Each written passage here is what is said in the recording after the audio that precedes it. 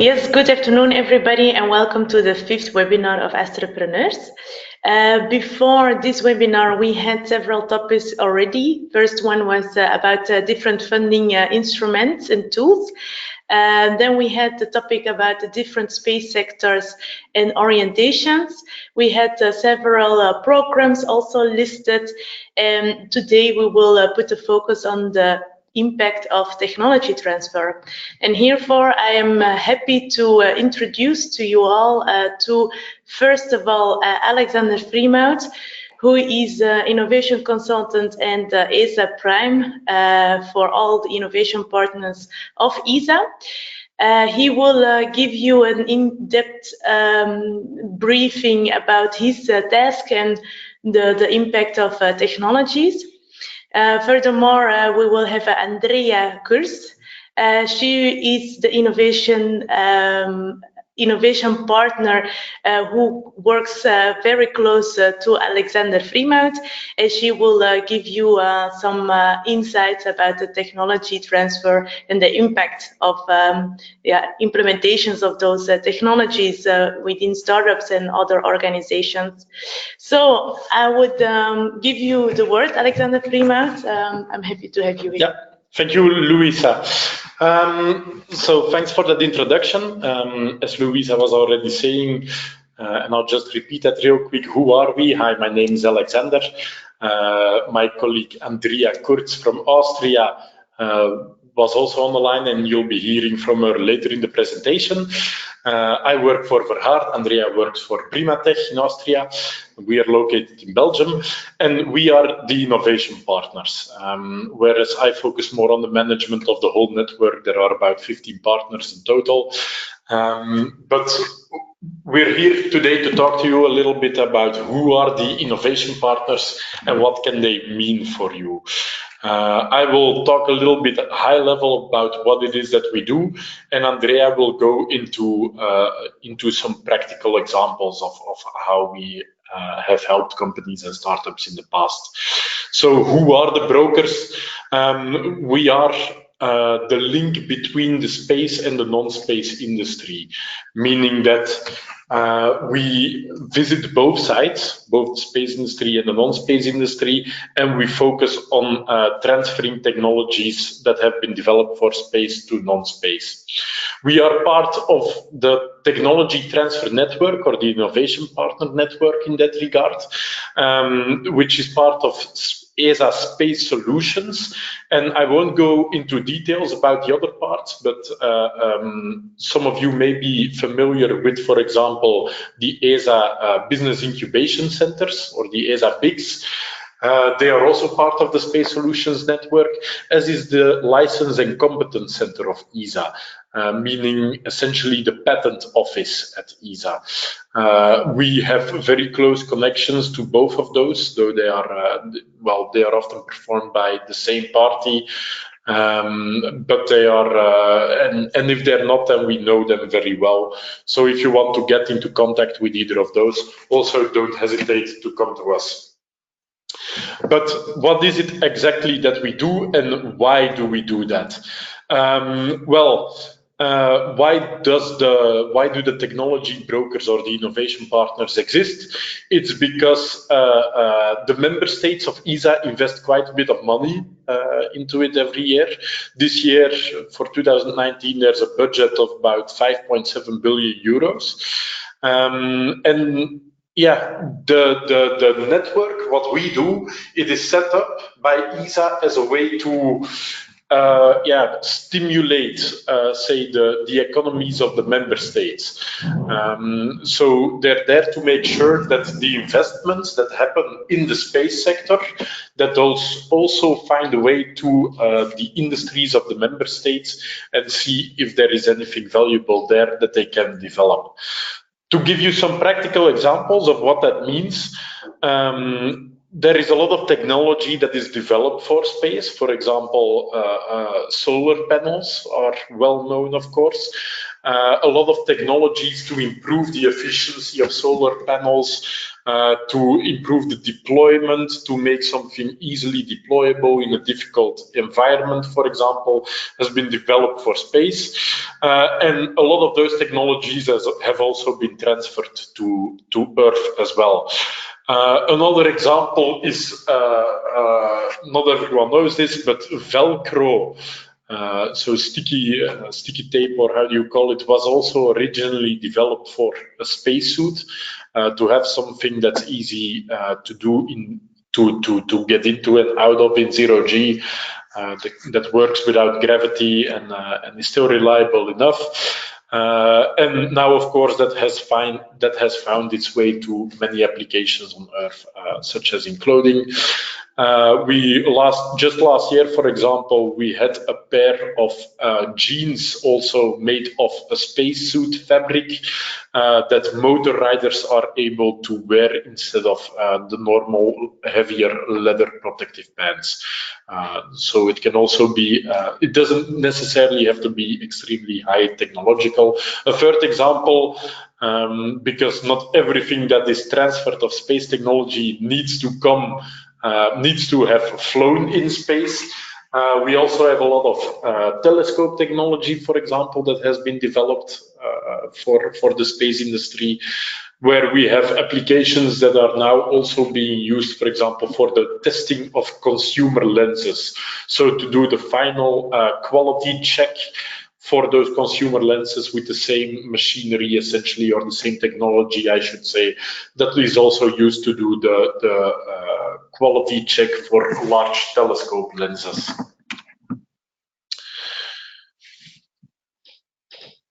Then, so basically what we offer as a network, as I said, we are that connection between the space sector and the non-space sector. So how do we do that? Well, the first thing we do is for the non-space sector, we try to collect challenges that they have. We visit companies, non-space companies, and we ask them, hey, do you have any highly technological challenges that you're currently facing that you don't know whether you can, that you think that space might have a solution, a space company might have a solution. So here on the slide, you can see some of the typical characteristics of space technologies. This is very broad, of course, because there are a lot of categories of technologies that are developed for space.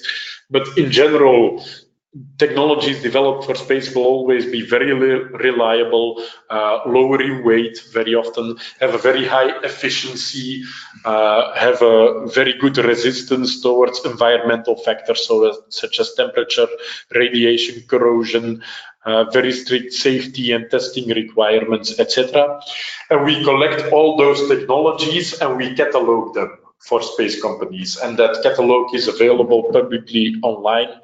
You can browse the space technologies and see if there is something you are interested in as a non-space company. On the other hand, we also visit, and sorry, this is a link to that. This is a view of the website that is currently available.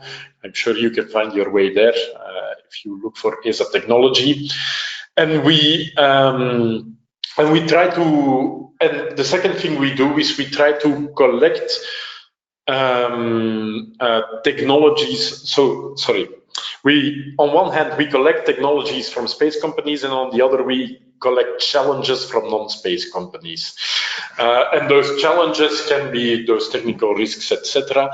And then if there is a match between a challenge and a technology or space know-how that we have identified, then the transfer process starts. It's very rare, if not impossible, that a technology will be a one-on-one match with a need.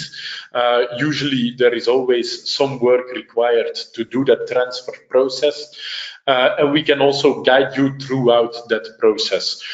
We can, depending on the country and how much funding is available, there are European calls as well, but unfortunately for 2019, the last one just closed. But we have fundings available for feasibility studies to see whether a technology is feasible or not to transfer. We have funding available for to build demonstrators as well, which is about 50,000 euros. And we can help you with the application for those fundings. We can help you find them. We can help you with all the different steps along the process, also business support, making business cases. You can find out more with your local innovation partner. And that's my high-end story. So now I will hand over to Andrea, as I said.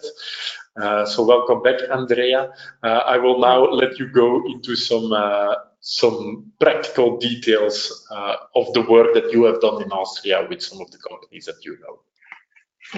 Thanks a lot, Alexander, and thank you for having me this afternoon. Primatech is a company based in Vienna, in Austria. Our name stands for Bridging Markets and Technology, and we have been ESA Innovation Partner for 7 years now. Meanwhile, we have also become mentor for startups incubated in the Austrian ESA Business Incubator. Now, let's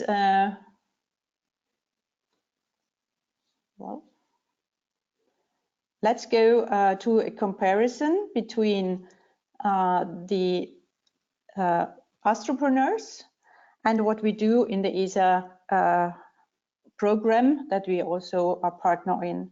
In Astropreneurs, as you know, we look into how we can support the startups with business capacities, with technology and data access, and also with funding and resources. And we make available to them the large European space ecosystem and find access points for them in order to let their startup fly quicker. It's about this, what we also do in the context of the cooperation of ESA Innovation Partners and ESA Business Incubation Centers. We are teaming up for startups. Little problems in forwarding the presentation. So bear with me, please. Here we are. We also look into how can we bring industry requirements to the knowledge of startups so we can make links there. We also look into which technologies are needed by startups, which space technologies and space data could advance the progress of startups in the ESA business incubators, but also in Astropreneur. We also look into funding sources. Alexander mentioned some of them, and we provide quite a lot of promotion and networking events to our whole network.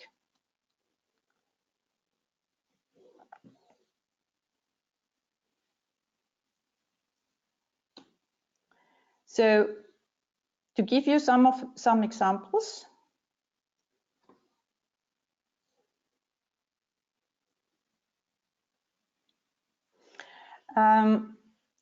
you saw the map that Alexander quickly showed. We have a huge network of 15 innovation partners and business incubation centers that we cooperate with, and you as a startup can benefit from the numerous industry contacts throughout Europe that each of the ESA innovation partners has. So in 2018, we organized more than 121 meetings between space and non-space companies.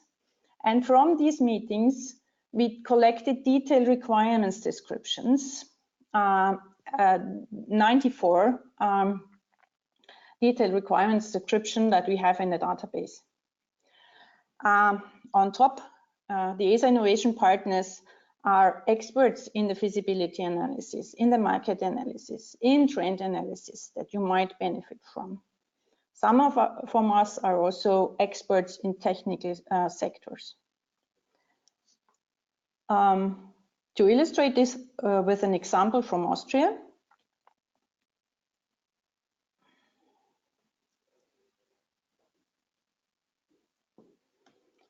okay, we have our Hungarian innovation partner had distributed a technology requirement from Slot Consulting. Slot Consulting is an established company working on improving processes at airports. On the other hand, in Austria, we have a startup called STAP. They are incubated in the ESA Business Incubation Center in Austria, in Science Park. And they have a very interesting solution for indoor and outdoor tracking of containers. So we saw that there is a match between Slot Consulting's need and STAP's offer, and initiated the contact, had several telephone conferences, and now they filed a joint ARTIS project. The ARTIS is one of the downstream applications programs run by ESA that you can use for funding some of your service feasibility studies or demonstrator projects. So this is one of the examples for how we support business capacities, but you can also count on us when you have questions regarding technology. You might, to improve your prototype, you might need a sensor, you might need new material. You could use algorithms that were developed for space, or high-performance satellite data. We do encourage you to send a request to your local ESA innovation partner. I will show you in the end of my presentation who they are. In 2018, our network collected 76 new technologies that you can use on Earth for your product. So don't underestimate what is there. One of the companies who did this is Accursion. Accursion is a startup in the west of Austria. They focus on guidance sensors based on global navigation satellite system, and they had technology requirements. We distributed these technology requirements to the whole ESA network and found that the Portuguese organization, Deimos Engenharia, was able to fulfill this need. They finally concluded a commercial contract for the GNSS sensor development. This was a technology transfer between Austria and Portugal. And now, after this process was successfully accomplished, Accursion became incubated at the ESA Business Incubation Center in Austria at Science Park. The next question is always the funding. We have quite something to offer. In 2018, the network assisted in 64 applications for funding, and 28 were successful. This is a success rate that is quite outstanding given the success rates of EC projects if you compare it. We have, as Alexander said, feasibility studies, demonstrator or proof of concept calls, but also national calls and also calls in the downstream business application sector that you can find in the middle of my column here. show here. And there, don't forget, there is also the competitions. There is, for instance, Galileo Masters, Copernicus Masters, Space Exploration Master that you can apply for. And this will give you a lot of publicity for free. A company who applied for one of these funding instruments is the Austrian company called Catalysts. They cooperate with GiveVison. GiveVison is a startup in the UK, and they had a need for improving the software in their reading aids that they provide for special diseases, cataracts, for instance.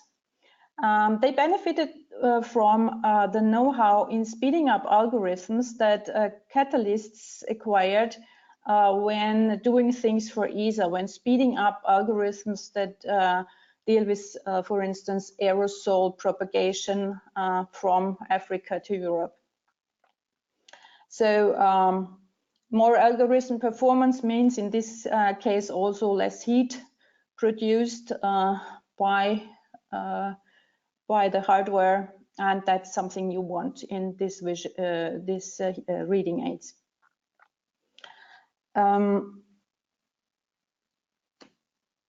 I think you will hear more about this transfer soon. We have quite nice success stories to tell. But last not least, there is the promotion and networking that you can benefit from. There are more than 50 events and workshops a year that the network of ESA innovation partners organizes or attends or co-organizes, and where you can have a slot in the presentations of or in the program. You can have a mini booth at one of the large aerospace events. You can pitch at such events and many more. This is something that we regularly help startups with because we are always interested to have new faces on the program, new interesting ideas like yours on the program. And that's also something we where we cooperate a lot internationally.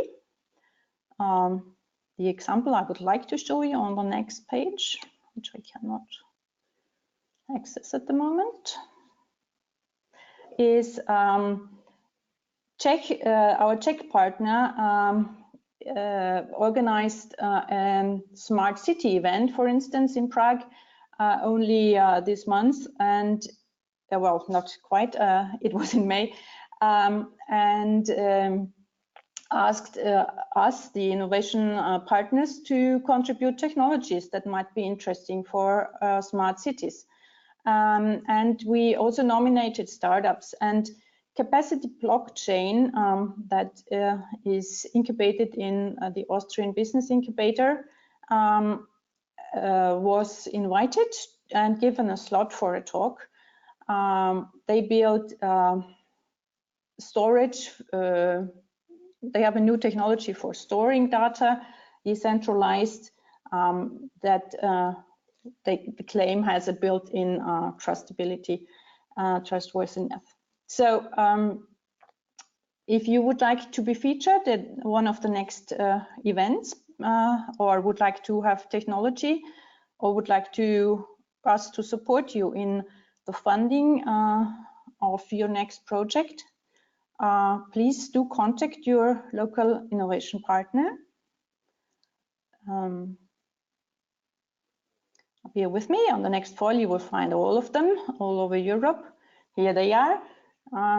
We have one in 15 countries, and please find there the web pages where you can you can find them, and also the web page where you get the overview on the esa.int web page given on the very low end of this page. So looking forward to hearing more from you in the name of all the innovation partners. Thank you.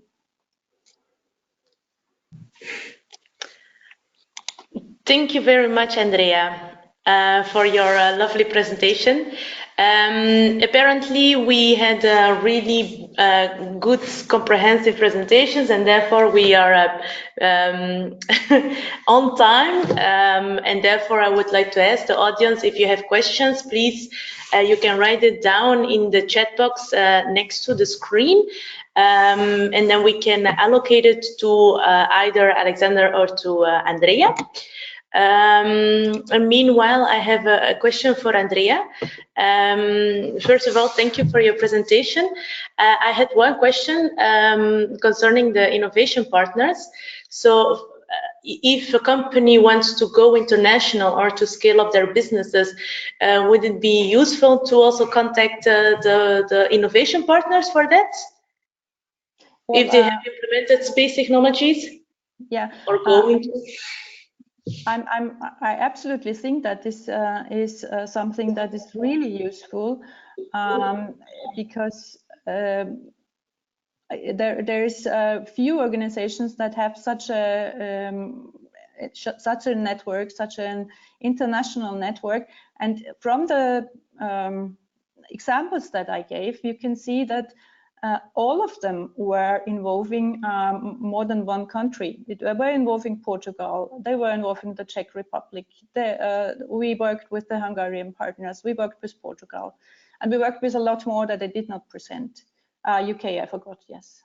So I think it's really, it would be really interesting to work more also with startups from various countries. Yeah. Okay, thank you very much. I would also like to mention that all the contact details from Andrea will also be found on the website of Astropreneurs. There you will find a link to all the other innovation partners. So if you're interested, please do not hesitate to contact Andrea or my colleague, of course, Alexander, who will also be in the list. But then, Andrea, thank you very much. I have also a question for Alexander. I was actually wondering how many technology transfer happens every year. Is there a target or? Yeah. Well, thanks, Luisa. We have about 20 transfers a year. I should mention that where the network has an active hand, I should say. And what is important with those transfers is that you should know that it can that is typically a process that can take a couple of months, if not years, to do so. But the main driving factor for how long it could take is typically how urgent the need is of the company that has a challenge or a technical issue. Most of the people in the audience who are familiar with ESA know that when it comes to ESA contracts and ESA funding, it can take a very long time. It can be a very difficult process. Fortunately, we often deal directly with industry, which means that it can go a lot faster. If there is a company that has an urgent problem, that has an urgent need, and they want it to be solved, then we try to reach out to everyone within the network as fast as possible and try to find a match, put people into contact, see what can happen. And then you're talking between two commercial companies, of course, without necessarily having someone from ESA involved. So it's it can be a long process, especially if you're looking for funding, I have to say, which is often the case with startups. Of course, the process there can take a bit longer time. As I said, the call for 2019 for most of the funding programs was just finished.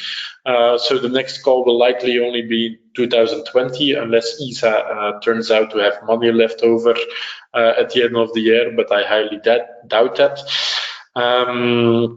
So yeah, we have quite a few good quality needs coming in, many of them from Andrea, which has led, as she also said, to a lot of international matchmaking between companies within a relatively short time frame, I should say.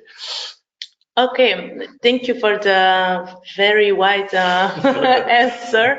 I see that nobody else has questioned something, so I would actually go to the final stage, which is the promotion for the final webinar for Astropreneur at this time, which will be held, of course, not during the summer months, but we will start again in September 26th. So please, you can find all the information also on the website of Astropreneurs as well. After this session, we will send out to all the participants a small questionnaire. Please, I would really appreciate if you fill it in so that we can improve the upcoming webinars as well. So thank you very much, both Andrea and Alexander, for your participation and excellent presentation. And I would call this webinar the 5th webinar at the end. So thank you very much. All right. Thank you for having us. Thank you. Bye. Bye.